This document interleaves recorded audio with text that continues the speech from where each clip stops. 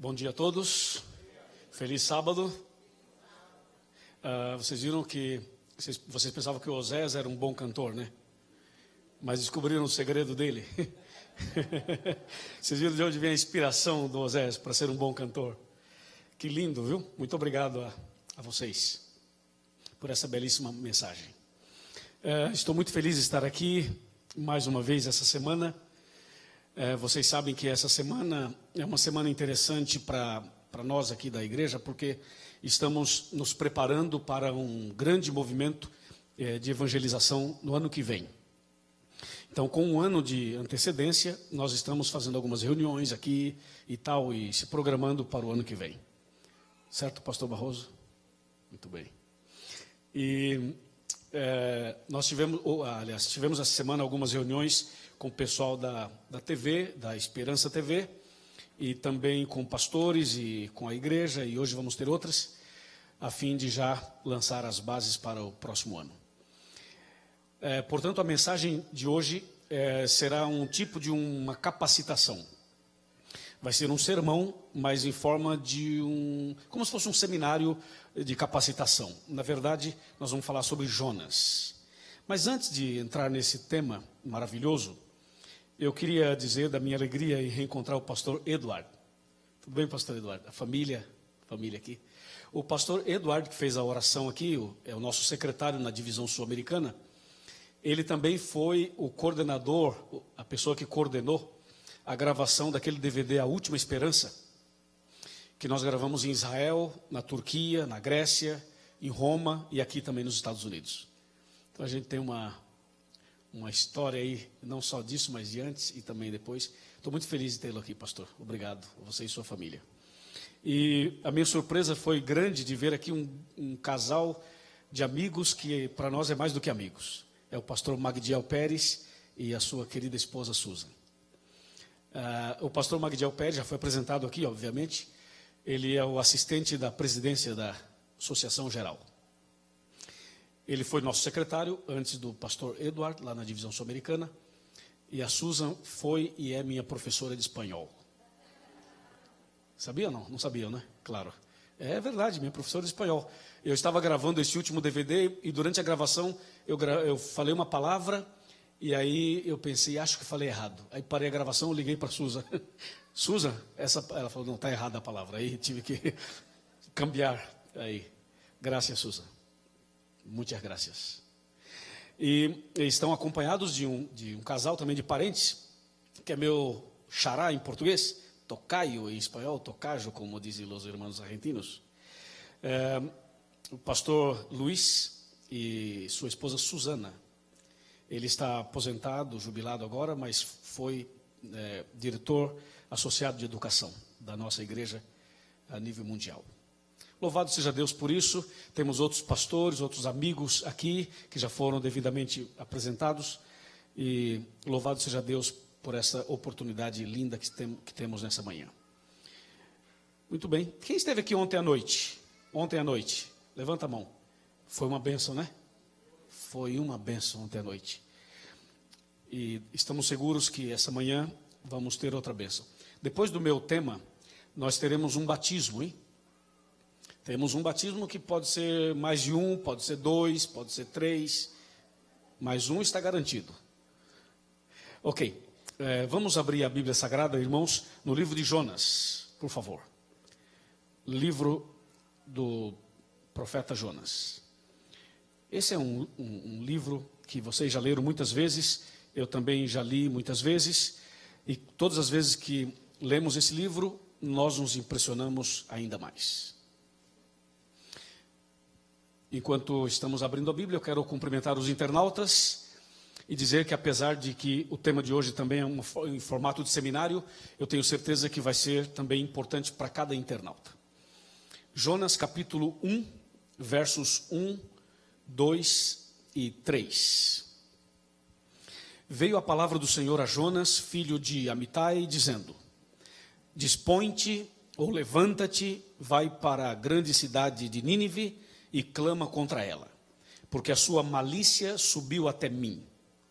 Jonas se dispôs, mas para fugir da presença do Senhor, para Tarsis.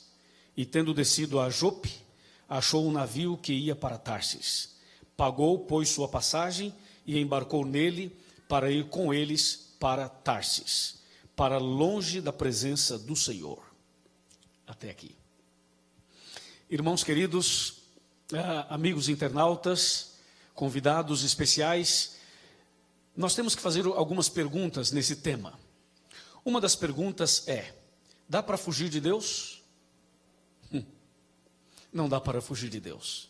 Mas Jonas tentou fugir de Deus. Pelo menos da missão, pelo menos do chamado, do projeto. Outro detalhe interessante. Deus precisava de Jonas para evangelizar Nínive? Ou Deus poderia fazer isso usando outras pessoas ou outras circunstâncias? Claro que poderia. E por que será que Deus insistiu tanto em Jonas? Já que Jonas não queria ir, não estava animado para ir. E de fato, se dependesse só dele, realmente ele não iria. Por que será que Deus insiste em nos envolver na missão? Por exemplo, vocês acham que Deus precisa de nós para evangelizar a América? Vocês acham que Deus precisa dessa igreja para evangelizar os brasileiros que estão aqui na região de Washington? Vocês acham que Deus precisa dos pastores e dos membros e do dinheiro e do dízimo e das ofertas e de todos nós para cumprir a missão? Deus não depende de nós. Ele poderia fazer tudo isso sem mim e sem você, obviamente. A mesma coisa na América do Sul, onde nós trabalhamos. Deus não necessita de nós. Ele poderia fazer tudo isso sem nenhum de nós. E aí vem a pergunta: por que Jonas? Por que escolheu Jonas? Por que me chamou? Por que chamou os pastores que estão aqui, os irmãos que estão aqui e os líderes que estão aqui? Por que Deus nos chamou para esta missão, para esta obra, se Ele poderia fazer tudo sem nós? Bom, para a gente entender um pouquinho melhor esse assunto, eu vou pedir permissão a vocês para usar alguns slides. Aliás, alguns não, vários.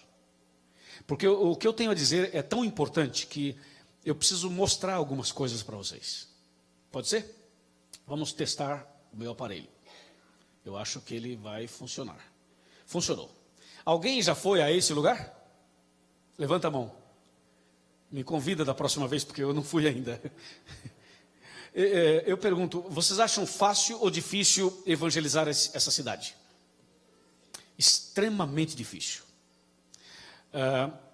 Aí outra foto da mesma cidade.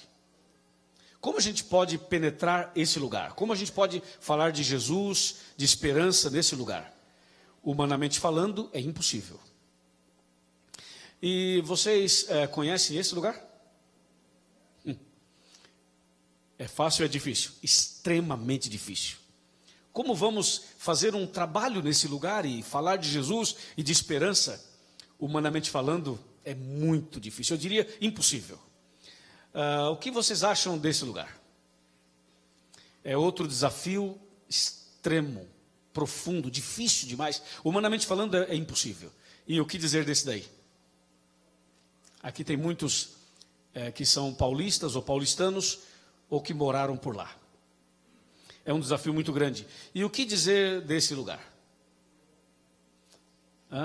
Estão chegando as Olimpíadas esse ano, e é um lugar turístico, e é um lugar desafiador, é muito complicado penetrar esta cidade.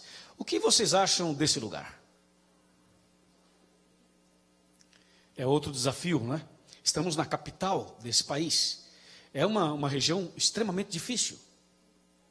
Como chegar às pessoas, americanos, brasileiros, hispanos e pessoas de outros países do mundo que vivem nesse lugar? É realmente algo muito complicado. Essa você também conhece. Tão difícil quanto? Essa daqui já está mais perto da gente. Tão difícil quanto?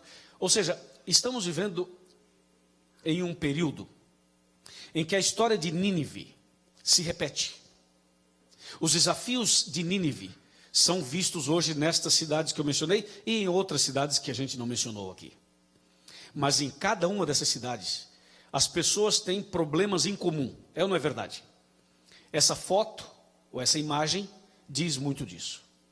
Todos têm problemas, todos enfrentam dificuldades. Sejam ricos ou pobres. Sejam americanos, brasileiros, hispanos, sejam árabes, judeus, Sejam cristãos, sejam muçulmanos, seja qualquer pessoa, qualquer religião, qualquer nível, qualquer posição social, todos nós enfrentamos dificuldades. E essas pessoas todas, sejam elas de qualquer nível, elas estão clamando por socorro. Existem gente clamando por ajuda, existem pessoas clamando por salvação, e nós não sabemos, não conhecemos essas pessoas. Eu quero então chamar a sua atenção para algumas coisas.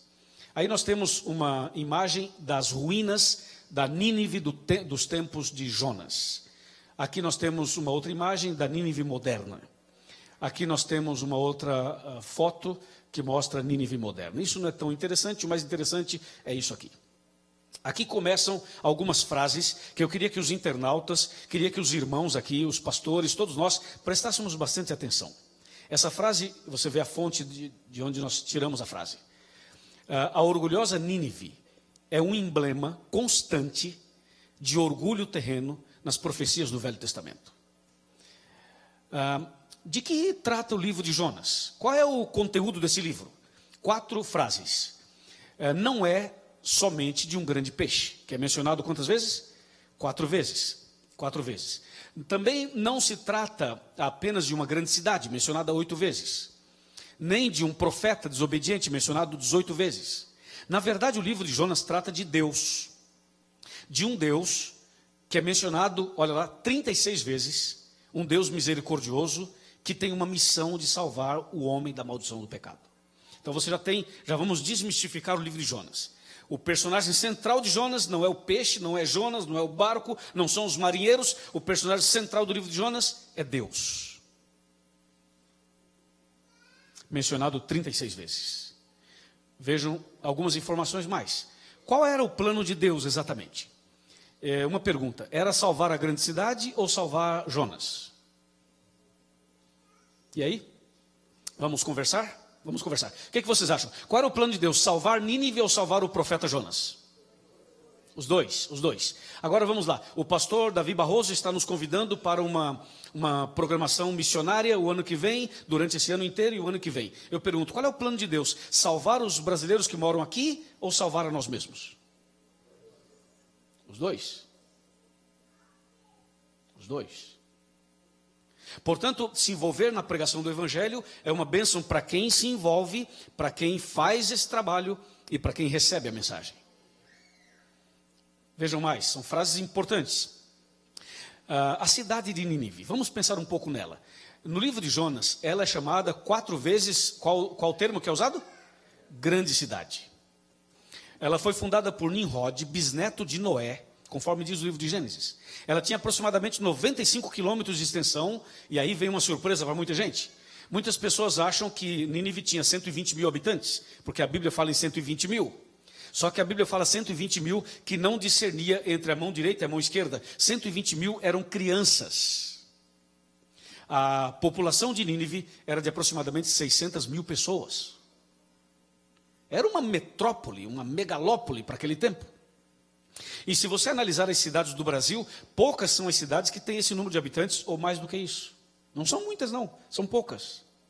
Portanto, estamos falando de uma grande cidade. Vocês vão ver onde nós vamos chegar com isso aqui. Era grande, não só em número, mas também em esplendor e influência. Era uma das principais cidades do Império Assírio. Ela foi construída à beira do rio Tigre. Era uma cidade muito, muito rica, que pode ser comparada com as cidades que eu mostrei no início da mensagem. Quando a gente mostra essas informações aqui, assusta demais cada um de nós, porque a gente não imagina isso. Veja a crueldade de Nínive. O seu exército era temido em toda parte. Era considerada a capital do pecado. Veja, os assírios eram conhecidos por sua crueldade, violência e pecado. Eles empalavam vivas suas vítimas em estacas pontiagudas, deixando-as assar até a morte no calor do deserto. Você aceitaria um chamado para pregar em Nínive? Sabendo de tudo isso? Não, acho que não, nós não aceitaríamos. Assim era Nínive. Então, antes de falar mal de Jonas, vamos ver como era Nínive. Antes de falar que Jonas era um profeta fujão, vamos analisar o lugar que Deus estava enviando Jonas. Veja mais, o número 5. Eles decapitavam pessoas aos milhares e empilhavam seus crânios perto das portas da cidade. E até esfolavam as pessoas vivas. Eles não respeitavam sexo nem idade e seguiam a política de matar bebês e crianças para não ter que cuidar delas depois, como diz o texto. Veja mais sobre isso, para você entender o desafio do profeta, para onde Deus estava mandando Jonas. Foi exatamente a esse povo perverso que Deus estava enviando o seu servo para pregar. Era uma missão impossível. E aí vem a pergunta: como a gente pode penetrar e chegar a pessoas que vivem numa cidade como essa, em lugares tão difíceis de chegar e de evangelizar? Como fazer isso? Humanamente falando, é impossível. Vejam que nós temos hoje desafios atuais. Eu já mostrei algumas das cidades. Agora vamos analisar um pouquinho a reação de Jonas, do profeta. Ele era um profeta bem-sucedido e conhecido em Israel. Atenção, irmãos, ser bem-sucedido num lugar pode ser um fator inibidor da missão. Vocês sabiam disso? Ele era um profeta bem-sucedido, diz o texto, e era conhecido em Israel. Quando você está bem, quando tudo está bem, normalmente a gente fica na zona de conforto. É ou não é? Normalmente. Eram os dias de paz e de prosperidade. Portanto, é muito mais difícil você envolver alguém na missão, alguém que está confortável, que tem uma vida mais confortável. É mais desafiador. Jonas tinha um ministério próspero, era uma pessoa bem conhecida, era bem sucedido, e para ele sair do distrito que ele estava, da cidade que ele estava, da região que ele estava, e ir a uma cidade daquele nível que eu acabei de mostrar, era algo muito difícil. Irmãos, os mesmos desafios nós também enfrentamos aqui na América. Sair da nossa zona de conforto para pregar o evangelho a outras pessoas. É um desafio tão grande quanto. Vejam isso. Deus disse: levanta-te, vai para Nínive, para a grande cidade, prega a minha palavra, com urgência. E Jonas se levantou, mas não foi para Nínive. Jonas se levantou e fugiu, porque Jonas sabia o que era Nínive, sabia a crueldade daquela cidade. E Jonas também, dizem alguns historiadores, eu não sei a veracidade dessa informação, mas dizem alguns historiadores que o exército assírio havia matado algumas pessoas da família de Jonas. Dizem alguns comentaristas. Então Jonas não gostava dos ninivitas e dizia assim: eles são muito maus, são assassinos, eu jamais irei para essa cidade, jamais irei pregar lá. E ele se levantou e foi, pegou um navio e fugiu. Agora veja, quando Jonas pega um navio e foge, vai para um outro lugar, aí nós temos que parar para pensar em alguns aspectos. Essa frase de baixo, o número 7, diz assim: obedecer à vontade do Senhor é tão importante para um servo de Deus quanto é para as pessoas a quem seus servos estão pregando ou ministrando. Jonas, então, ele foge. Mas tem uma coisa importante: quando Deus tem um propósito na vida de uma pessoa, ou de um povo, ou de uma igreja, esse propósito de Deus vai se cumprir. E Deus vai saber administrar e conduzir as coisas para que isso se cumpra. Você conhece a história, não preciso dar muitas voltas. Jonas pensou que Deus estava lhe pedindo algo impossível. Jonas teve medo, pois se tratava da nação inimiga do povo de Deus. Jonas teve uma atitude incoerente com o seu ministério, com a sua fé, com a sua vida espiritual. Mas não foi apenas Jonas que pensou em fugir, desistir, abandonar. Quantos de nós também pensamos em desistir, não é? Quantos de nós pensamos muitas vezes em abandonar até mesmo a caminhada cristã? Outros profetas sentiram vontade de desistir. Veja Moisés, por exemplo. Vocês sabem que Moisés se sentiu indigno, se sentiu incapaz, e durante o chamado que Deus fez para ele ir ao Egito e tirar o povo da escravidão egípcia, Moisés várias vezes tentou fugir e buscou argumentos e escusas para não aceitar o chamado de Deus. Mas não foi só Moisés. Jeremias também. Jeremias sentiu desejo de desistir e disse: eu não posso, eu não tenho condições, eu não passo de uma criança. E não somente Jeremias e Moisés, nós temos outros, o próprio Jonas, mas nós temos outros. Veja os discípulos. Os discípulos, eles não somente pensaram em desistir, eles desistiram mesmo, eles abandonaram mesmo, e depois eles voltaram. Resumindo, muitas pessoas pensam em desistir. Talvez, nessa manhã aqui na igreja, nós temos pessoas que já pensaram em desistir da caminhada cristã. Já pensaram em desistir da fé e dessa vida de estar na igreja, ler a Bíblia e servir a Deus? É possível que sim, é possível. Mas no final dessa exposição, você vai sentir a bênção de Deus e a diferença na sua vida. Deus poderia evangelizar Nínive sem Jonas. Deus pode fazer sua obra no mundo inteiro sem nós. Então por que chamou Jonas? Por quê? Olha o item número 4 e 5. Com certeza, precisamos muito mais da missão do que a missão de nós. Deus queria converter os habitantes de Nínive, mas também queria converter o seu servo Jonas. É por isso que Deus nos chama para participar da missão. Porque a missão é uma bênção para salvar a nós mesmos, aqueles que se envolvem. Bem, Jonas fugiu, se afastou. Você pode rebelar-se contra Deus e ao mesmo tempo ter uma falsa sensação de segurança, o que inclui uma boa noite de sono. Para Jonas era melhor que Nínive fosse destruída do que os assírios sobreviverem e atacar Israel. Veja a que ponto chegou o profeta.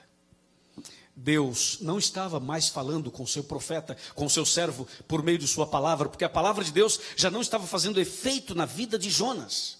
Então Deus agora começa a falar através das suas obras: o mar, o vento, a chuva, o trovão e até o grande peixe. Tudo na natureza, presta atenção nessas duas frases: tudo na natureza obedeceu a Deus, exceto o seu servo. Que terrível! Então Deus falou ao seu profeta através dos marinheiros pagãos. As pedras? Sim, as pedras. É triste quando um servo de Deus é repreendido por incrédulos, não é mesmo? Olha o item número 2. Como podemos dormir diante de tão grandes desafios? Como viver indiferentes diante de projetos tão desafiadores ao nosso redor? Os marinheiros perceberam que o problema estava com Jonas, e Jonas reconheceu. Jonas falou assim: eu sou profeta, eu sou servo de Deus, e o problema está comigo. Se vocês quiserem resolver o problema dessa tempestade aqui no mar, vocês têm que me jogar no mar, e a tempestade se acalmará. Jonas foi repreendido pelos marinheiros pagãos. Vejam isso, Jonas perdeu seu testemunho. Sem dúvida não estava fazendo jus ao seu nome, que significa paz. Spurgeon disse que Deus nunca permite que seus filhos sejam bem-sucedidos em pecar. Jonas é prova disso. Você sabe a história que Jonas foi lá para o fundo, lá para um cantinho do navio, e lá ele dormiu profundamente enquanto a tempestade acontecia, até que os marinheiros clamaram aos seus deuses e nada aconteceu. Então chama Jonas e diz assim: clama aí ao seu Deus, quem sabe o seu Deus pode resolver o nosso problema. Irmãos, muitas vezes nós somos o problema. E é triste quando, para que uma obra cresça e funcione, é triste quando tem que tirar uma pessoa.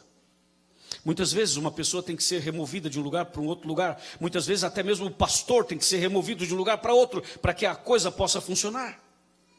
Veja, Jonas estava sendo ali o pivô do problema, e a única solução para aqueles marinheiros, a salvação para os marinheiros, era pegar o profeta e jogar no mar. Imagine, para salvar algumas pessoas, salvar muitas vezes uma comunidade, nós temos que remover algumas pessoas de algumas atividades e de alguns lugares. Jonas foi jogado no mar como a única alternativa para salvar os marinheiros. E isso é muito triste, vocês não acham? Jonas foi jogado no mar, era a única alternativa para salvar os marinheiros. Na verdade, Deus estava salvando os marinheiros da tempestade, mas também estava salvando Jonas, o grande peixe. Existem comentários que dizem que Nínive considerava o grande peixe como uma divindade. Alguns dizem que os ninivitas esperavam a chegada de um grande peixe, como se fosse uma divindade, uma das divindades que eles adoravam, por serem pagãos. E quando Jonas foi jogado no mar e foi engolido por um grande peixe, e foi levado por esse grande peixe e deixado lá na praia, perto de Nínive. Então, quando a notícia se espalhou que chegou um homem trazido por um grande peixe, eles pensaram: uau, esse homem veio da divindade, ele tem uma mensagem importante. Porque o grande peixe era considerado uma divindade. E Jonas vem trazido por esse grande peixe. Então, para os ninivitas, isso era impactante, isso era impressionante. A divindade trouxe esse homem. Vamos ouvir o que ele tem para dizer. Só que Jonas, ele começou a pregar em Nínive com raiva, com um certo ódio. Os pregadores estão aqui. Você já pregou alguma vez com uma certa raiva? Você já fez algum sermão não estando bem com você mesmo? Você já subiu ao púlpito e fez uma pregação, apresentou um tema que não era exatamente o que você gostaria de estar fazendo, e você não estava bem naquele dia, e você não estava feliz naquele dia? Imagina você, Jonas, pregando com raiva, pregando chateado, pregando com um certo sentimento negativo. Então Jonas pregava com muita ira. Ele dizia assim: vocês ninivitas são assassinos, são pecadores, vocês são maus. Eu vou dizer para vocês, Deus vai mandar o fogo de Malaquias, vocês vão tudo para o inferno, vão morrer e tal. Imagina uma pregação desse nível. No capítulo 1, os marinheiros trataram Jonas como se fosse uma carga perigosa que deveria ser jogada fora. No capítulo 2, ele é tratado como uma substância estranha a ser expelida pelo corpo do peixe. E foi Deus quem controlou tudo isso, foi Deus quem dirigiu tudo isso, foi Deus quem conduziu essas coisas todas. Qual era a mensagem de Jonas para Nínive? Essa mensagem, o pregador pregando com uma certa raiva, andando para lá e para cá nas ruas e anunciando, era uma mensagem de juízo. Jonas dizia assim: em 40 dias vocês vão morrer, vocês vão ser destruídos, seus assassinos, seus isso, seus aquilo. Que pregação estranha, não é? Mesmo sendo estranha, aconteceu um fenômeno, um milagre. Veja a mensagem de Nínive para Deus. Todos creram na palavra de Deus através de Jonas. Todos se arrependeram, o rei proclamou um jejum. Até as crianças e os animais fizeram um jejum. Imagina, a criancinha recém-nascida que mamava, até a criança que mamava fez jejum. Hoje não tem leite, não vai mamar. Imagina os animais e todo mundo em jejum. O rei, os seus líderes, todos em jejum. Jonas pregou com raiva, pregou com violência, pregou bravo. Mas é interessante que a palavra de Deus não volta o quê? Não volta o quê? Vazia. E mesmo sendo pregada de uma maneira estranha e não apropriada, essa mensagem impactou os ninivitas. E Deus atuou no coração deles. Houve um arrependimento geral. E qual foi a mensagem de Deus para Nínive? Quando Nínive se arrependeu, qual foi a mensagem de Deus? Deus se compadeceu, Deus os perdoou, Deus aceitou a decisão deles, Deus mostrou misericórdia. E Deus falou assim: bem-vindos, vocês são bem-vindos. Quando Deus perdoou Nínive, e Deus falou assim para Jonas: eles se arrependeram, eu não vou destruir mais Nínive, eu aceito o arrependimento deles. Aí Jonas para e fala assim: ah, é? Quer dizer que o senhor me manda fazer tudo isso? Eu não queria vir, ok? Eu entrei no barco, ia para Tarsis, o senhor mandou a tempestade, ok? Aí criou um problema, eles me jogaram no mar, o peixe vem e me engole.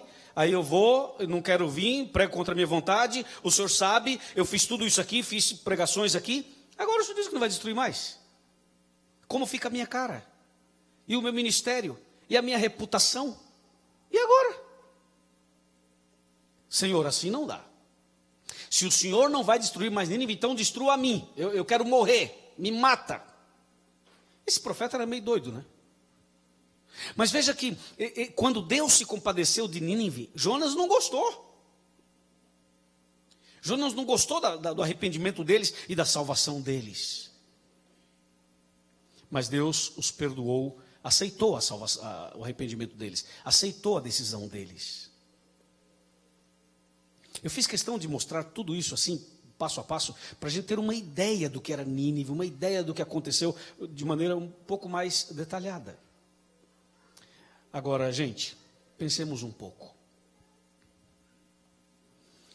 Quando nós usamos o nosso talento como um ministério, quando você usa o seu talento para testemunhar, quando você permite que Deus te use ou te usa para ser uma luz na vida de outros, você sabe quais são as bênçãos que você recebe? Você sabe quais são as bênçãos que uma pessoa recebe quando essa pessoa se coloca nas mãos de Deus como um instrumento? Normalmente as pessoas dizem assim, mas eu não sei pregar, eu não sei dar um estudo bíblico, eu não sei falar bonito, eu não sei dirigir uma classe bíblica, nem um pequeno grupo. Não se preocupe tanto com isso. Apenas se preocupe em usar o seu talento, o que você faz como ministério. Por exemplo, se você é um cabeleireiro, trabalha cortando cabelos, você pode transformar a sua atividade no ministério. E na sua atividade você pode testemunhar de Jesus. Se você trabalha na construção civil, você pode transformar a sua atividade no ministério. E na construção civil você pode testemunhar de Deus. Se você trabalha fazendo limpezas nas casas e nos prédios e em lugares assim, você pode transformar tudo isso num ministério. Você pode ali testificar, testemunhar de Deus. Se você tem uma empresa, se você é um empregado, se você é o patrão, não importa onde você está trabalhando ou atuando, você pode transformar o seu talento no ministério. Em São Paulo, existe um rapaz que gosta muito de futebol. Aliás, no Brasil, muita gente gosta de futebol. Mas esse gosta muito de futebol. E ele pensava assim, como que eu posso testemunhar se eu gosto muito de futebol? Aí alguém deu uma ideia para ele, sabe o que ele fez? Ele montou uma escolinha de futebol. E na escolinha de futebol dele só entrava pessoas que não eram da igreja. E ele cadastrou um grupo grande de jovens e de crianças que queriam jogar futebol. E ele criou essa escolinha de futebol e começou a fazer o que ele gosta de fazer, que é o futebol, e ele transformou isso num ministério. Antes do futebol tinha uma oração e depois também tinha, e se falassem palavras feias, palavrões, as pessoas deixavam de participar, e se fosse disciplinado ganhava um presente, o presente era um livro, era uma Bíblia, era alguma coisa. Ele transformou o que ele gostava de fazer no ministério. Ainda em São Paulo, uma outra pessoa queria fazer a obra de Deus, mas diz, eu não sei pregar, não sei cantar, não sei fazer nada. Aí o que ele fez? Ele resolveu pegar os cachorros dos vizinhos e cuidar dos cachorros. Então ele chegava nas pessoas e assim, olha, eu posso cuidar do seu cachorro hoje. E as pessoas iam trabalhar e ele cuidava dos cachorros. Então ele começou a cuidar dos cachorros. Daqui a pouco ele cuidava de um monte de cachorros. E as pessoas diziam assim, mas quem é você? Por que você faz isso? Ele dizia assim, não, é porque eu quero ajudar vocês. E ele ajudava e dava um livro, e dava um DVD, e depois convidava as pessoas para uma palestra. Cada um de nós pode usar o nosso talento como ministério. Você pode usar o que você gosta de fazer como ministério. E Deus vai usar você de uma maneira poderosíssima. E se cada um de nós usar o talento como ministério na obra de Deus, nós vamos ser tão abençoados e vamos perceber que pessoas que jamais seriam alcançadas, elas serão alcançadas. Deus alcançará essas pessoas. Falar de Jesus, pregar o evangelho, testemunhar de Jesus, é a coisa mais deliciosa que existe no mundo.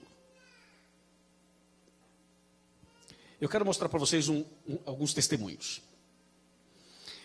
Essa foto foi tirada em Belo Horizonte. Tem algum mineiro por aqui? Ou mineira? Aí, tem mineiros por aqui. Claro, essa foto foi tirada em Belo Horizonte. Esse é um salão de reuniões que nós temos ali, perto da Pampulha. Chamamos de Catri, é um centro de treinamento. Eu fiz aí uma semana inteira de pregações. E essa semana foi transmitida via satélite para todo o Brasil. Dá uma olhadinha nessa semana. Essa semana, eu quero falar para o pastor Barroso, que deve estar me ouvindo por aí, que essa semana foi programada com 1 ano de antecedência.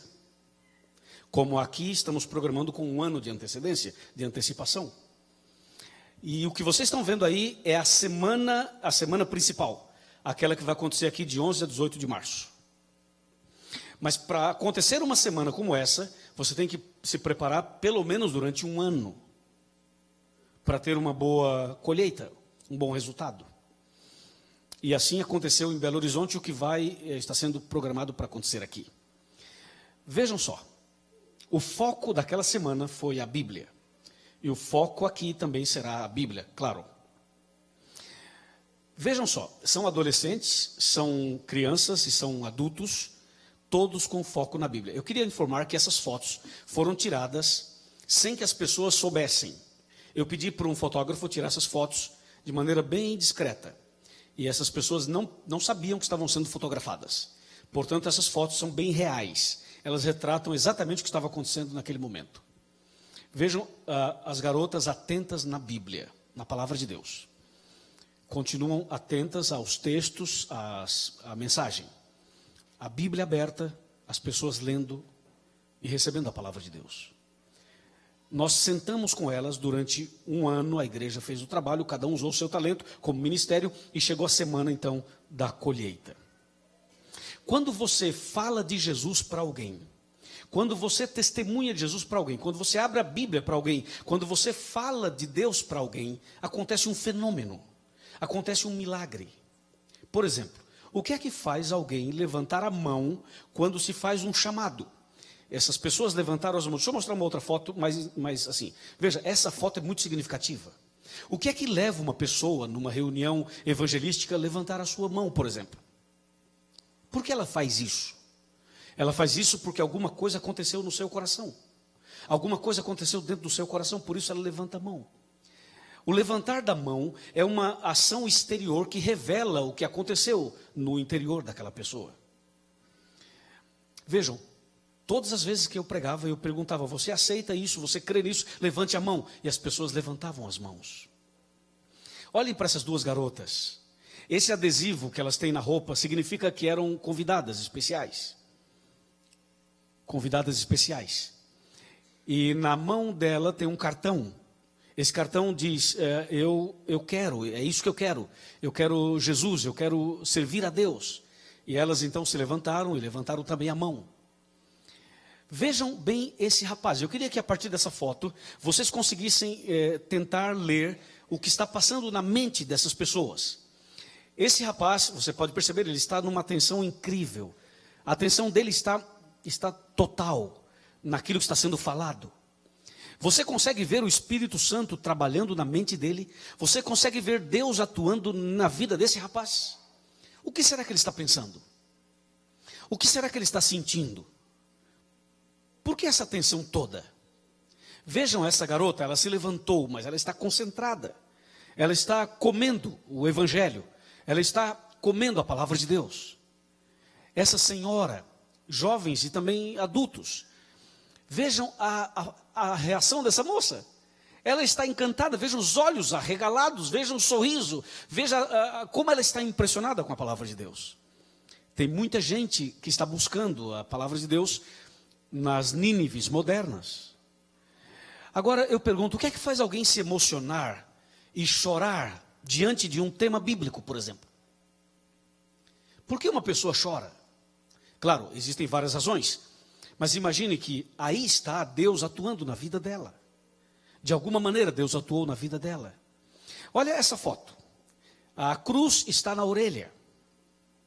E nós estávamos dizendo para ela: filha, além da orelha tem que estar no coração. Jesus no coração. E essa menina tem uma história incrível, essa garota. O amor dela por Deus e pela Bíblia, a história dela foi contada lá em Belo Horizonte, quando ela definitivamente se entregou. Vejam essa outra foto.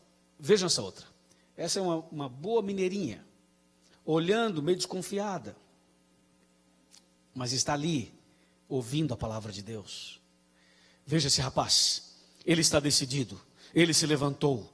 Veja essa garota, não resistiu à palavra de Deus. As lágrimas vieram, as lágrimas caíram. Vejam que coisa mais fofa, até ela quer aceitar Jesus.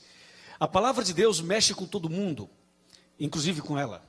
Essa mulher fechou os olhos e ela está em comunhão com Deus, é algo entre ela e Deus. Aí não há interferência, ninguém pode interferir aí. É uma atitude entre ela e Deus. Esse homem é gerente de banco. Ele saiu do banco e foi direto para as nossas reuniões. Esse jovem se levantou decidido servir a Deus, entregar a vida para Jesus. Esse outro levanta o cartão e o outro de trás levanta o cartão e eles dizem: é justamente isso que eu estava procurando. Esse homem é um militar, serviu por tantos anos, agora está na reserva, mas ele entendeu o chamado de Deus e ele também se entregou.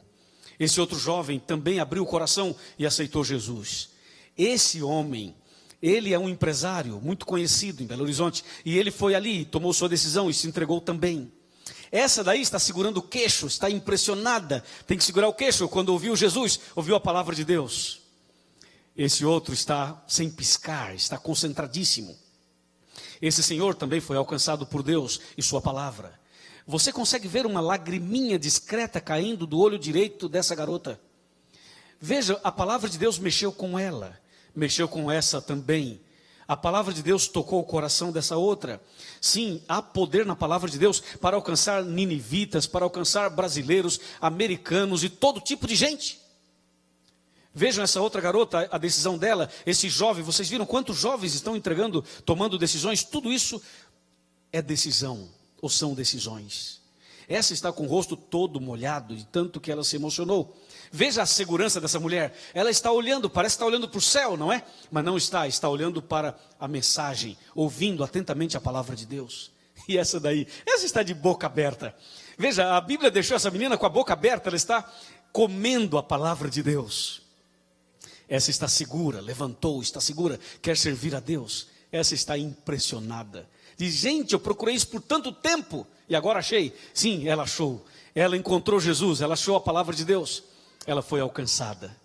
Foi isso que aconteceu em Nínive. É isso que está acontecendo aqui. E é isso que vai acontecer aqui durante esse ano e o ano que vem. E não só aqui, na América do Sul também. Em todo o mundo tem gente assim, esperando a palavra de Deus chegar ao coração delas. Está vendo essa mulher? Essa mulher era prefeita de uma cidade no estado do Pernambuco. E essa mulher, muito conhecida, o marido dela é muito conhecido na política brasileira. E essa prefeita, uma líder política da cidade, essa mulher aceitou a mensagem. E ela pegou um avião, saiu de lá de onde estava, foi até Belo Horizonte, sabe para quê? Para ser batizada. Ela foi chamada por Deus. Está vendo esse homem? Um coronel, o coronel Wilson Dutra. A mulher já servia a Deus, já era uma serva de Deus, faltava ele, coronel duro. Tem gente que é dura, não tem? Tem uns camaradas aí que não se dobram, não se entregam. Será possível, rapaz, que você não vai se entregar? E o coronel se entregou e foi batizado. Aí está ele, sendo batizado. Agora vejam aqui, esse é o Dr. Luiz, dono de poços de gasolina no Pará, um empresário muito conhecido, aceitou Jesus também e foi batizado. Tudo isso é nessa semana. Tudo isso é naquela programação lá. Esse casal também de empresários aceitou a mensagem. Agora, essa mulher, não posso falar muito sobre ela, mas ela foi garota de programa desde os seus 13 anos de idade. Na Amazônia brasileira. E depois, assistindo um DVD nosso e sendo acompanhado por essa outra irmã, ela se entregou a Jesus e contou o testemunho. E naquela semana ela foi batizada. Diga amém, irmãos. Louvado seja Deus. E assim Deus foi alcançando marido e mulher. Deus foi alcançando, esse é outro casal. Esse casal tinha uma igreja, eles eram donos de uma igreja independente. Quando eles conheceram as verdades completas, perceberam que estavam equivocados. E humildemente trocaram até a placa da igreja. E hoje a igreja que eles eram donos, hoje é uma igreja adventista. Essa é uma psicóloga que tinha muitas lutas também. E ela foi alcançada pela palavra de Deus. Está vendo essa família? Eram góticos. Essas garotas dormiam no cemitério. Elas usavam roupas pretas, usavam batom preto, esmalte preto, tudo preto, e dormiam no cemitério. Passava de sexta a domingo dormindo no cemitério. E aí um dia elas conheceram Jesus e conheceram a esperança. Foram preparadas, foram instruídas. E naquela semana nós as batizamos. Amém? Vejam agora o resultado dessa campanha. Nós batizamos, está vendo o número lá embaixo? Dá para ver o número? Nós batizamos 1.700 pessoas num sábado à tarde. Dá para falar um amém melhor, não dá não? Dá para falar, não dá? Nós batizamos no sábado à tarde, foi no Mineirinho. Quem conhece lá sabe, o Mineirão é o estádio de futebol e o Mineirinho é o ginásio fechado.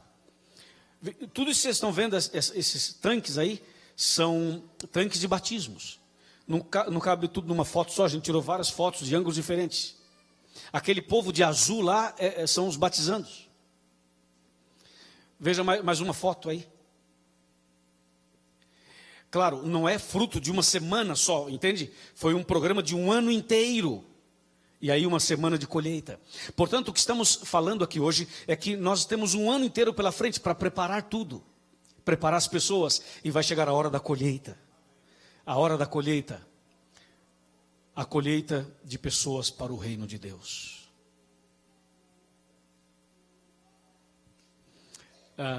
As pessoas que têm me ouvido pregar, nunca me viram pregar com PowerPoint, né? Mas hoje eu usei o PowerPoint porque eu queria mostrar algumas coisas mais. Eu queria dizer para você, meu irmão e minha irmã, para você que está nos visitando, para você que de repente veio e pensou assim, puxa, eu estou ouvindo um treinamento e tal, né? Enfim, deixa eu dizer uma coisa para você. Você sabe por que Jesus ainda não voltou? Não é porque a lei dominical não saiu. Sabe por que Jesus ainda não voltou? Não é porque faltam terremotos mais fortes. Sabe por que Jesus ainda não voltou? A volta de Jesus não está ligada às tragédias do mundo. As tragédias do mundo indicam que estamos no fim. Mas a volta de Jesus não depende dos terremotos. Os terremotos estão acontecendo e vão continuar acontecendo. As guerras também. Os problemas políticos também. Os problemas sociais também. As enfermidades também. Quando você lê Mateus 24, você descobre que quando a Bíblia começa a descrever as tragédias, a Bíblia diz assim, mas ainda não é o fim. Ou então diz assim, são princípios das dores. Mas quando você lê Mateus 24, 14, a Bíblia diz assim, o evangelho do reino será pregado em todo o mundo. E então o quê? Virá o fim. Por que Jesus ainda não voltou? Porque o evangelho ainda não foi pregado em todo o mundo. E por que o evangelho ainda não foi pregado em todo o mundo? Bom, aí você pode falar várias coisas. Quantas pessoas Deus precisa para que o evangelho seja pregado no mundo todo? Para terminar a minha mensagem, ouça isso. Quantas pessoas Deus precisou para tirar do Egito 1,5 milhão de pessoas da escravidão? Uma pareja missioneira. Uma dupla missionária. Moisés e Arão. Nada mais. Quantas pessoas Deus precisou para impactar a cidade de Samaria ou Samária? Quantas? Uma. A mulher samaritana. E essa mulher era uma diaconisa? Não. Era uma anciã da igreja? Não. Era uma pastora? Tampouco. Quem era essa mulher? Jesus disse que ela teve 5 maridos. E o marido atual não era dela. Então, total, 6. Acha você uma boa evangelista com 6 maridos? Não. O que Jesus fez? Entrou no coração dela. Cambiou a vida. Mudou a vida dela. E Jesus a revestiu da graça. Lhe deu um novo coração. Ela bebeu da água viva. E foi a Samaria e impactou a cidade inteira. Uma mulher. Convertida, consagrada e dedicada. Uma mulher. Lá no Egito, 2 pessoas. Em Samaria, 1 pessoa. Quantas pessoas Deus usou para mudar a história do mundo em antes de Cristo e depois de Cristo? 12. 11. 12 depois entrou outro. O mundo é antes de Cristo e depois de Cristo. Quantas pessoas Deus precisa para impactar Washington?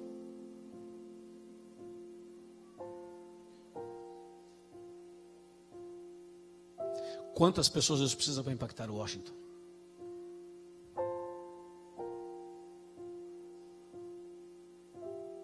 Deus precisa de uma pessoa. Sabe quem é? Você. Deus precisa de você. Se você se colocar nas mãos de Deus, Deus vai usar você. E vai impactar Washington. É difícil? É. Humanamente falando é impossível? Sim, é impossível. Mas para Deus tudo é possível. Ele é o Deus do impossível. E vou dizer uma coisa, irmãos. Não tem outra saída. Você pode viver a vida toda trabalhando, conquistando tudo. Você pode comprar casas, carros. Você pode ter dinheiro. Você pode ter um monte de coisa.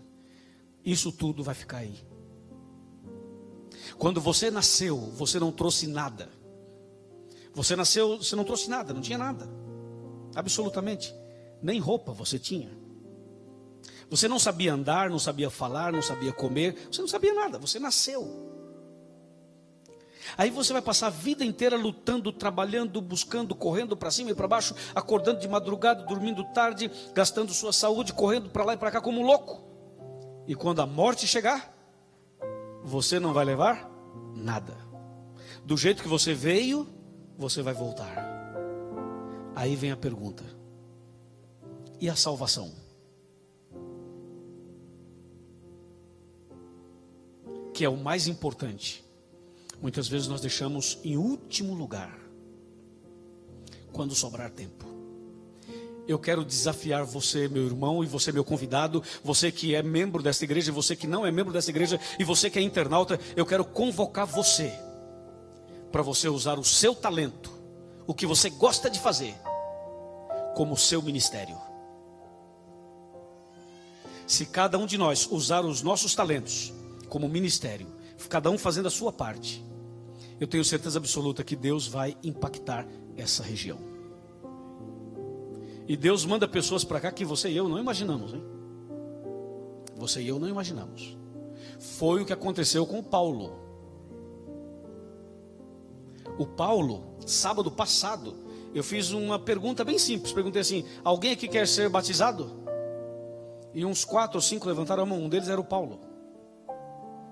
Aí o pastor Davi Barroso foi conversar com o Paulo e descobriu que o Paulo estava muito bem preparado.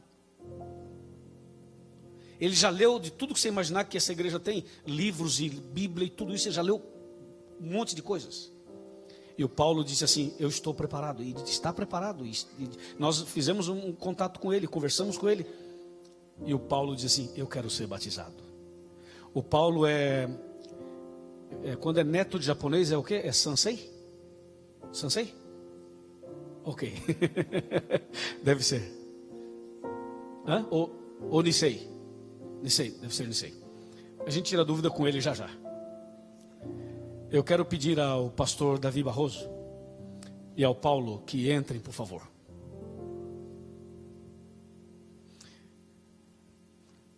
Pode vir, Paulo. Paulo, tira a dúvida. É Nisei ou é Sansei? Sansei. Ah, Sansei. Aqui está o Paulo. Ó o Paulo, ó.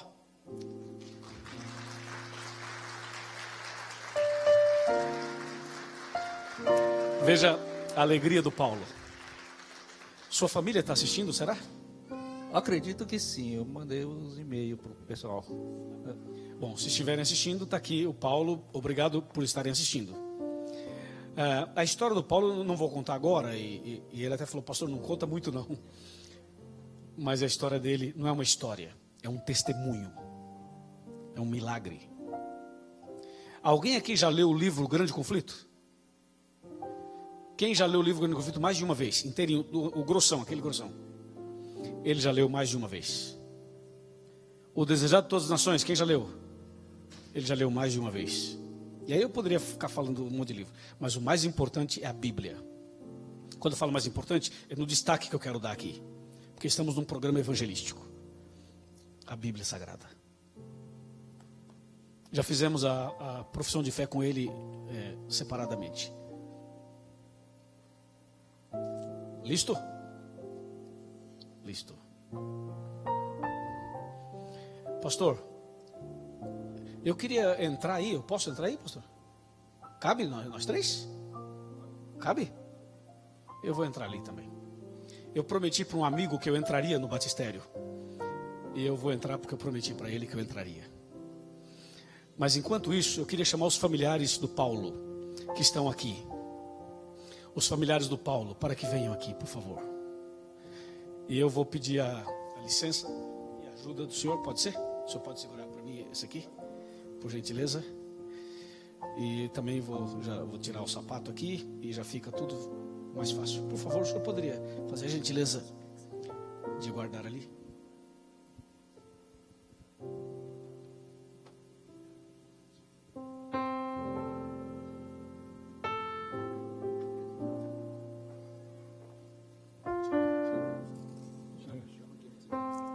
A Jalita, a Lourdes, o Magno, a Gláucia.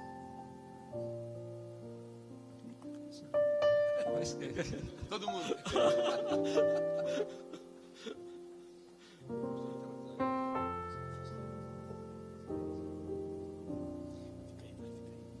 Amém? Veja como Deus, de maneira tão incrível, né? Usou a Shirley, usou outras pessoas mais, e o Paulo está aqui.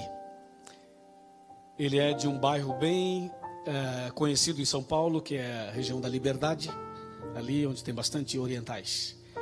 E hoje o mais importante, Paulo, é que você está aqui entregando sua vida a Jesus. Parabéns. Valeu a pena tomar essa decisão? Sim, com certeza. Com certeza. Qual a sua atividade lá no Brasil? Olha, atualmente eu trabalho com comércio, mas minha profissão mesmo é engenheiro.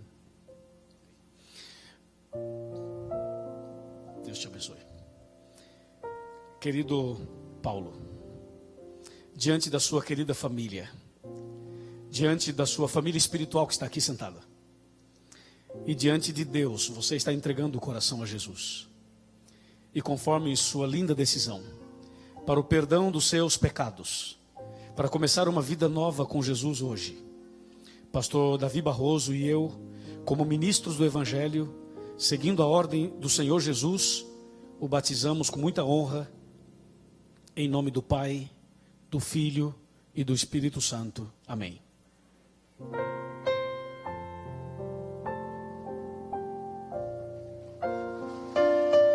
Aí, amém.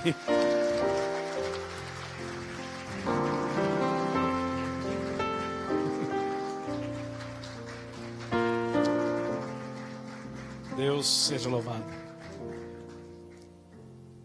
Enquanto ele recebe os abraços, eu quero falar para você que está em casa, para você que acompanhou essa programação um pouco diferente hoje. Quero dizer para você que Deus também tem um propósito na sua vida. Deus também tem um plano para você. E Deus tem um plano também para os que estão aqui nessa manhã. Eu quero fazer aqui uma pergunta, enquanto Paulo recebe os abraços, as saudações. Parabéns, Paulo. Seja bem-vindo. Deus te abençoe, viu? Por favor.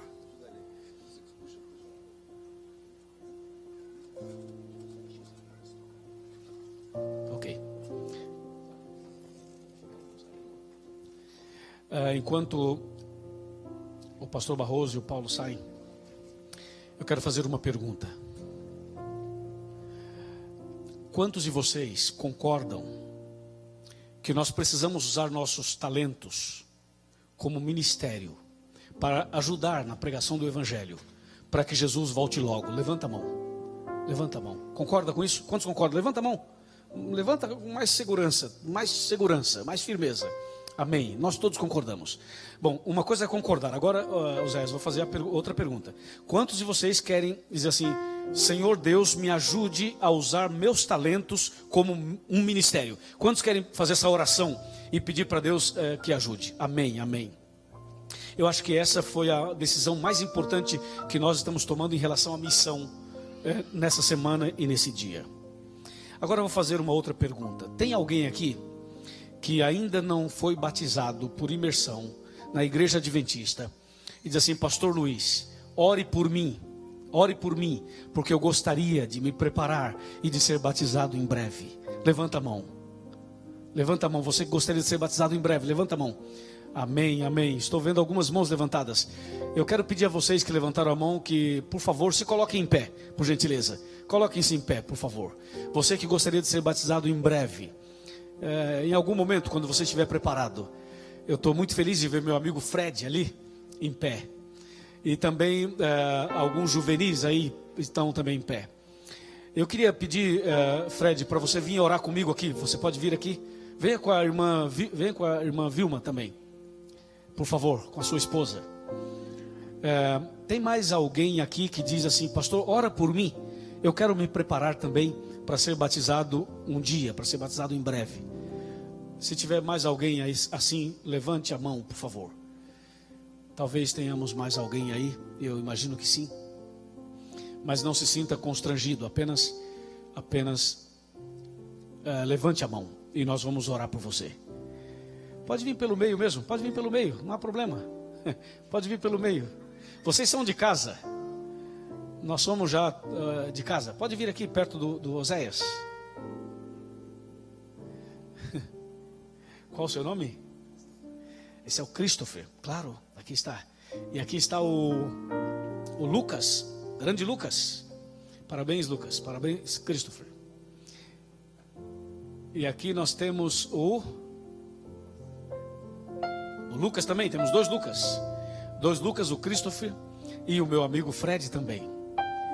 E tem mais o Vitor. Muito bem, Vitor, parabéns. E você como chama? Manu. Muito bem, Manu, parabéns. Essa semana nós tivemos com o Fred. Vocês sabem que o Fred está decidido pelo batismo já faz um bom tempo. O Fred é um amigo, não só meu, como do pastor Barroso e de toda a igreja. Já é um adventista, só falta o batismo para ele. E hoje o meu sonho era batizar o Fred aqui. Quando eu disse que eu prometi para um amigo que eu entraria aqui, é para ele que eu prometi. Eu disse ao Fred, nós jantamos, né, Fred, essa semana? 2 vezes nós jantamos. A última janta foi power, né? Porque ali uma jantinha mineira.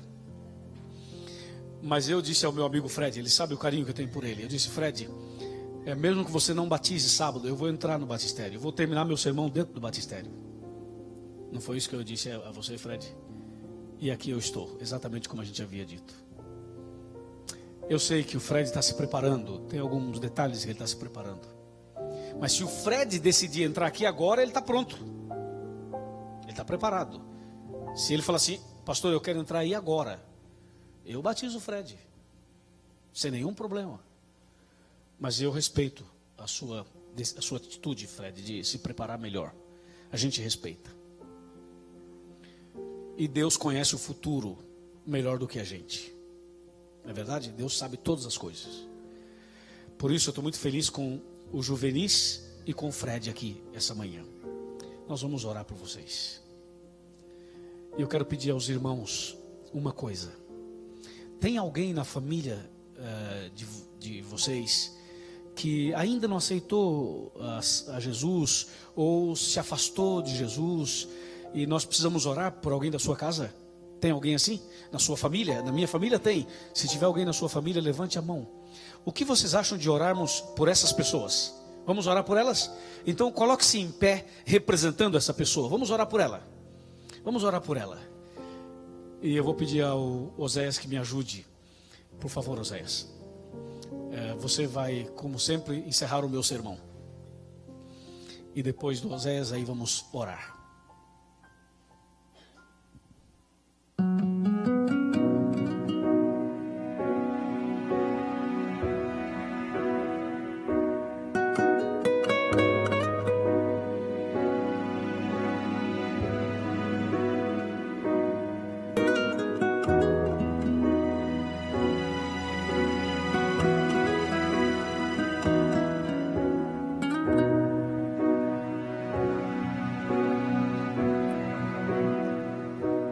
Outra vez estou aqui para confessar-me a ti. Sei que sabes quem eu sou e quem eu já fui. Sabes o que tenho em mim, luta pedras que carrego, enfim, quero só fazer o bem, mas o mal me faz refém. Mais uma vez estou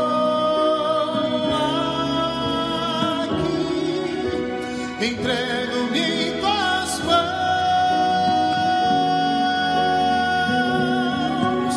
desfaze o que sou,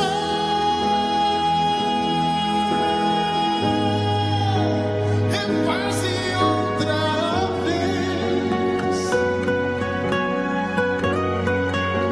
irei sentir teu coração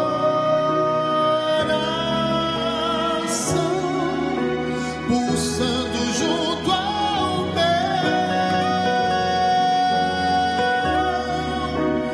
que morra o meu eu,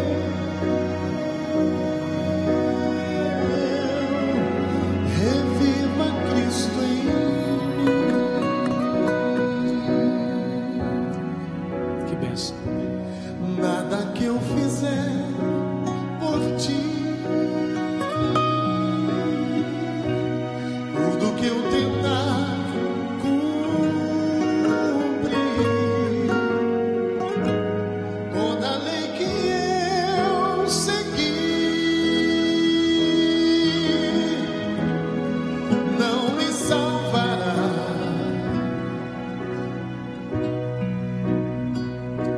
Só por Cristo meu Senhor, só por teu imenso amor, só no sangue que verteu, sigo a Jesus, sou teu. Mais uma vez estou aqui, entrego-me em tuas mãos,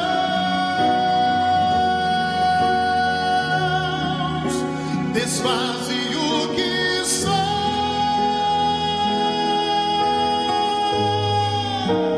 refaze outra vez, irei sentir teu coração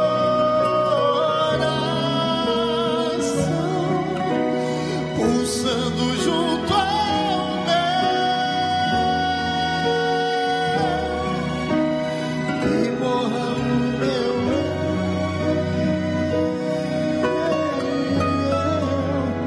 reviva Cristo em mim.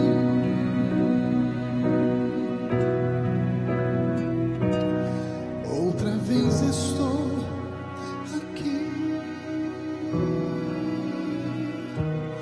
para confessar-me a ti,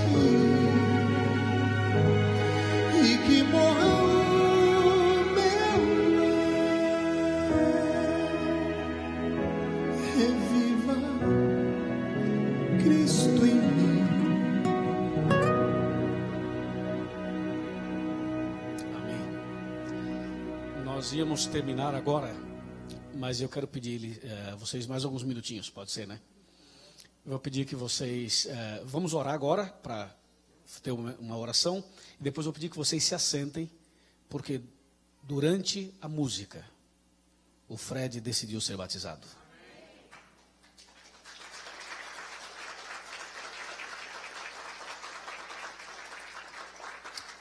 Louvado seja Deus por isso. Vamos orar, porque nós estamos no momento para oração mesmo. Depois vou pedir que vocês não saiam, por gentileza. Sentem um pouquinho, ele foi se preparar para vir para cá. Oremos. Senhor nosso Deus. O tema de hoje é o Deus do impossível. O Deus que faz o impossível para impactar Nínive. O Deus que faz o impossível para impactar Samaria, o Egito. O Deus que faz o impossível para impactar Washington, Estados Unidos e outros lugares, o mundo inteiro. obrigado por nos desafiar a usar nossos talentos como ministério. Vale a pena. Somente de ver o que está acontecendo aqui nessa manhã, já valeu a pena. Ô Senhor, agora nós nos levantamos, representando alguém da nossa família, alguém que ainda não se entregou, alguém que ainda não tomou essa decisão, e até mesmo aqueles que já tomaram, mas se afastaram, estão muito distantes do Senhor. Ó Deus, oramos por essas pessoas para que elas voltem, para que a nossa família seja salva, e para que naquele dia alcancemos todos juntos a tão sonhada vida eterna. Nas tuas mãos entregamos os juvenis que estão aqui à frente, dizendo que querem ser batizados também. Entregamos o Fred, a sua esposa, sua família. É a nossa oração em nome de Jesus. Amém. Amém. Podem sentar, por favor.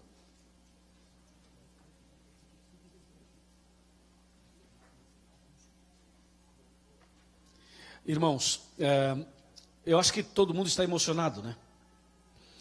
Estamos tão emocionados que não sabemos, a nossa reação se mistura um pouco.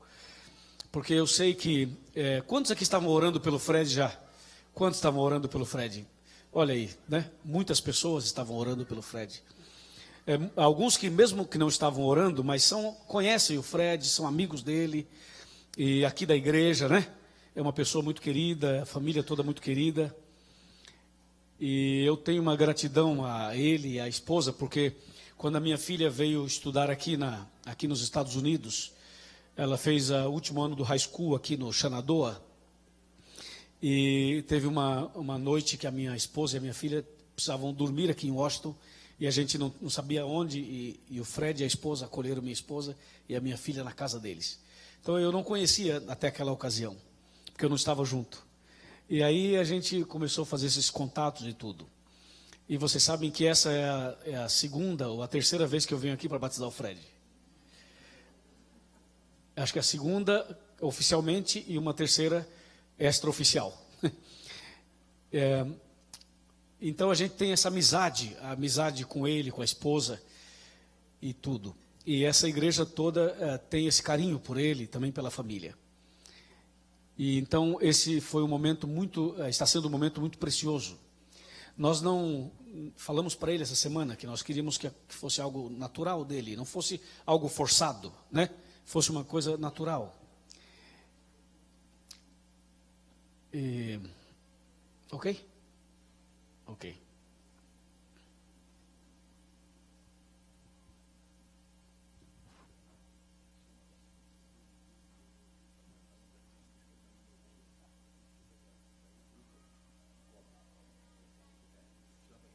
Patrícia, por favor, você pode vir aqui com um grupo de louvor, por gentileza. E aí vamos nos preparar.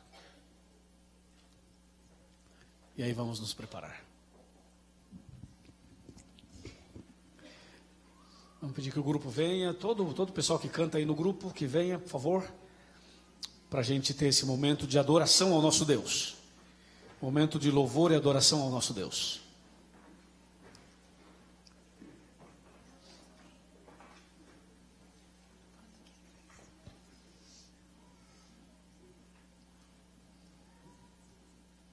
Cantemos junto, vinde às águas.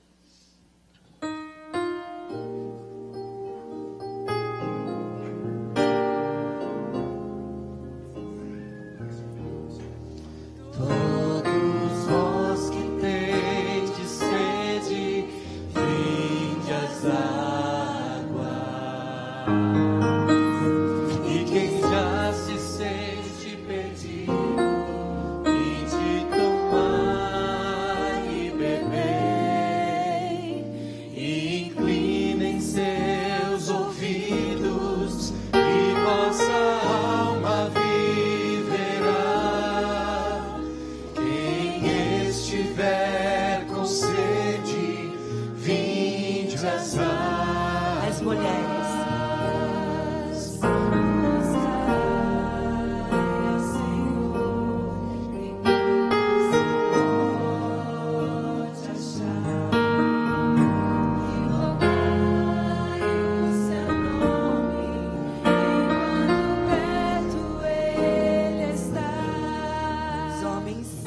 o ímpio seu caminho, deixe o homem seus pensamentos maus e volte pro Senhor. Todos juntos, cantemos. Todos vós que tendes sede, vinde às águas. E quem já se sente perdido, vinde tomar e beber. Inclinem seus ouvidos e vossa alma viverá. Quem estiver com sede, vinde às águas. Todos vós que tendes sede, vinde às águas. E quem já se sente perdido, vinde tomar e beber. Inclinem seus ouvidos e vossa alma viverá. Quem estiver com sede, vinde às águas. Quem estiver com sede, vinde às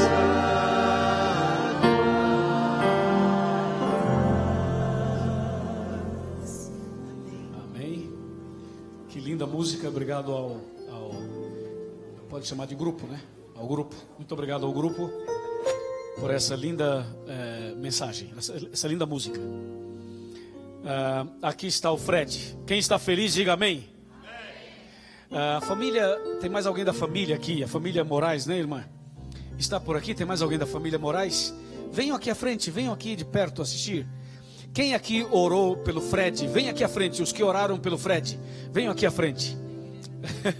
Venham aqui à frente. Você diz, pastor, eu orei pelo Fred. Vem aqui à frente. Eu quero que ele veja esse carinho, que ele já sabe, mas que ele veja esse carinho que a igreja tem por ele e tudo. Eu quero que vocês venham aqui para estar perto do Fred nesse momento importante, nesse momento especial. E eu quero que você grave esse momento, que tenha gravado, para o Fred guardar para ele de lembrança. Deixa eu contar para vocês aqui um segredo dessa semana. O Fred não sabe do segredo. Agora ele sabe, mas eu vou contar agora, Fred, um segredo. Agora eu vou revelar um segredo, hein? Não é aquela. Aquela é outra. Isso temos que marcar outro jantar para conversar sobre isso. Mas, Fred, nós, pastor Barroso e eu, ligamos para sua esposa. E a sua esposa falou assim, pastor, eu acho que ele não vai e tudo. Aí nós falamos assim, irmã, pega a roupa dele, coloca numa bolsa, numa sacola e traga sem ele saber. Amém, irmãos? E quem ligou foi a Elisete, na verdade, a irmã Elisete. Exatamente, foi a irmã Elisete. Falou assim, olha, põe a roupa dele numa...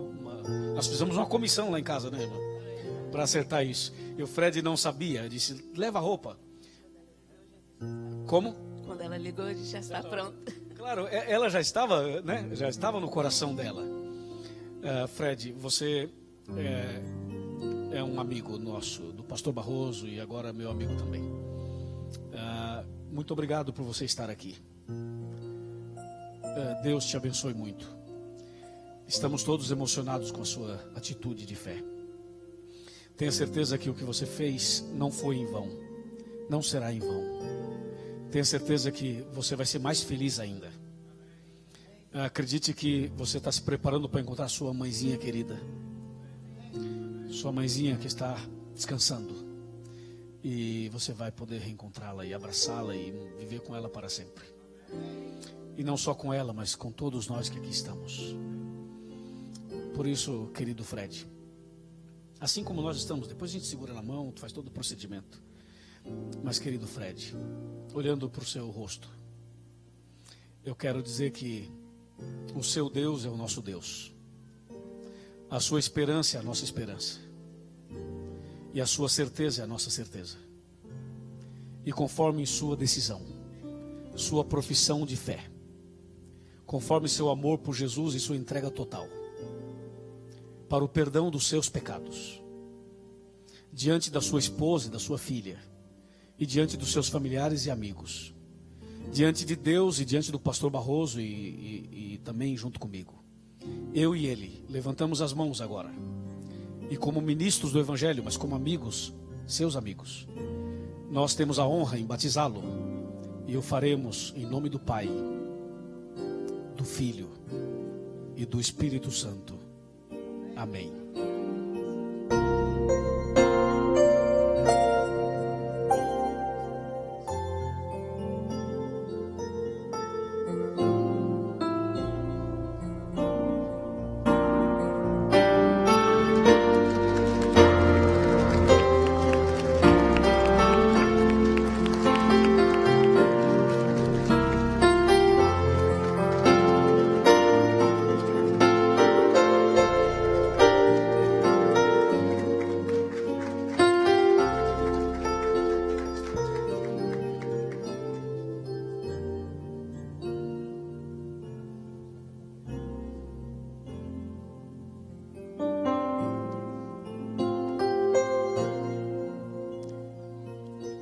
Nós vamos tirar uma foto oficial aqui, o Fred. Fred, pode ficar no meio, aqui no meio. E vamos aqui tirar uma foto oficial aqui.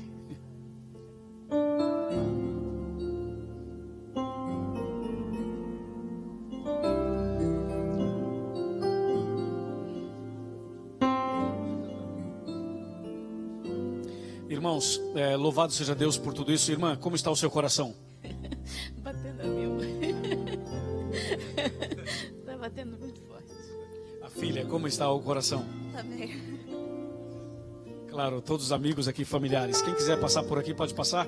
Enquanto o grupo se posiciona para cantar, nós nos posicionamos aqui para o encerramento do culto. Não saiam ainda, por favor. Nós temos o encerramento para fazer.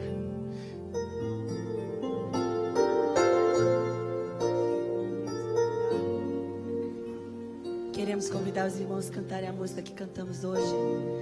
E justamente desse encontro. Hoje estamos em família. Hoje é o dia de celebração. Hoje é o dia de muitas orações sendo respondidas. Muitos anos de oração. E hoje vocês também estão convidados a ficar para o almoço após o culto. Hoje é o dia da família de Deus estar junto. E é o primeiro passo desse ano de preparo para a próxima vez nosso querido pastor Luiz estar conosco no próximo ano. Temos muito a fazer, mas hoje mais prova ainda que o Espírito Santo está trabalhando, amém? O trabalho é dele, mas temos o privilégio de ser parte desse trabalho. E ao cantar essa música, reafirmar que um dia não vamos só precisar imaginar estar face a face, tocando a mão do nosso Salvador. Cantemos junto, toque minhas mãos.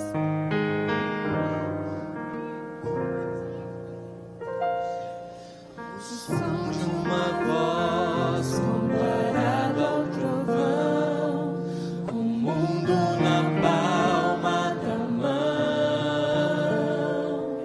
um grão de areia comparado ao mar, grandeza que não posso explicar. Por isso, Senhor, eu chego a Ti, prostrado diante do altar. Eu sou pecador, Tu és Salvador, aceita o meu humilde louvor. Levanto as mãos em oração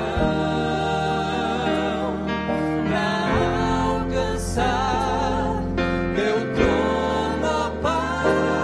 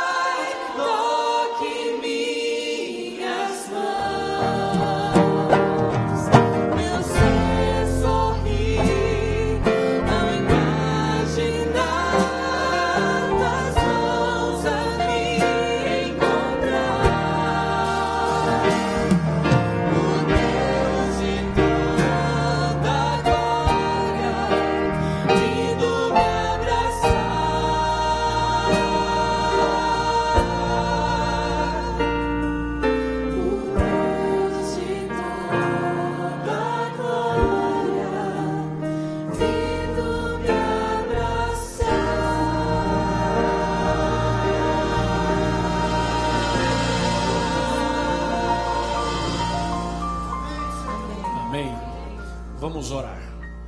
Senhor nosso Deus, louvado seja o teu nome, por tudo que vimos e ouvimos nesta manhã. O Senhor que fez coisas incríveis em Nínive, continua fazendo aqui em Washington. Obrigado pelo batismo do Paulo e também do Fred. Essa honra e essa glória pertencem ao nome de Jesus. Continue conosco durante todo esse dia e durante toda a nossa caminhada. Abençoe também o almoço que teremos, o alimento que teremos, em nome de Jesus, amém. Paz, eu vou.